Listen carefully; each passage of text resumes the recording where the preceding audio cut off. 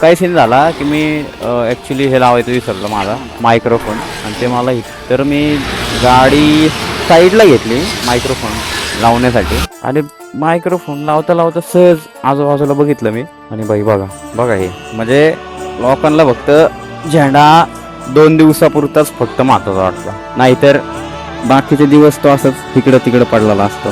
काय करणार आता, दिखावा आहे रे फक्त, हे जग फक्त दिखावेच आहे, बाकी काय नाही. मी बी दिखावाच करतोय की, सगळे दिखावाच करतात फक्त.